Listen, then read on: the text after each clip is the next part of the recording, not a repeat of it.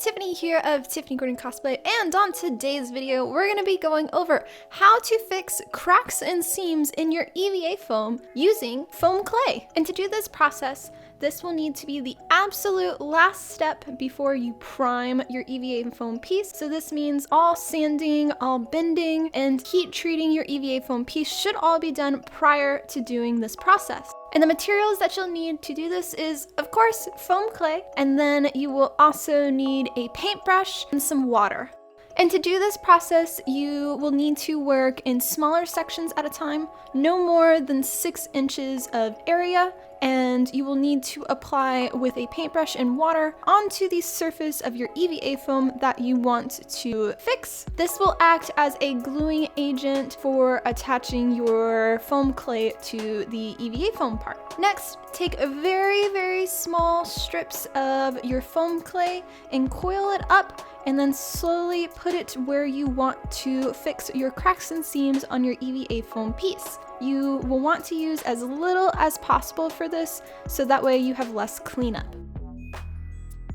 And once that section is covered, you will then go back and add more water to the surface. Right now, the foam clay should probably be a little bit lumpy, so in order to smooth it out and make it look seamless with your EVA foam part, you're gonna want to use your fingers and the water and rub back and forth until it is nice and smooth. This can take a little bit of time, but the results in the end are great. And just continue to keep going back and forth with the water if it starts to dry out and is not fully seamless.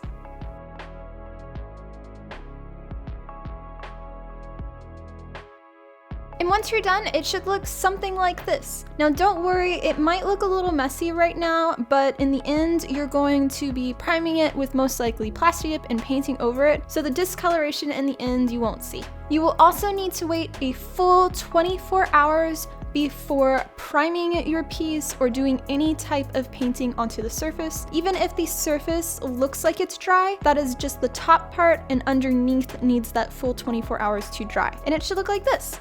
Other note, you should not sand it afterwards, as the sanding process will cause all of your foam clay to rip up and tear up in bits. So once you're done with this, you are good to go. And this foam clay method is also my go-to for all of my cosplay props right now, and a big example would be the shield for my Sacred Shield Charlotte costume from Final Fantasy. And you can see here all of the seams and cracks around the wing part, and here when I added the foam clay when it was still wet, and this part when it was dry, and I also did the center seam on the shield, and then the final shield once it was primed with plasti dip and completely painted.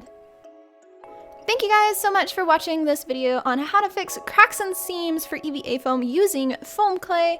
I hope you found this helpful for your next build, and if so, let me know in the comments, like the video, and subscribe to the channel, and I'll see you for the next one.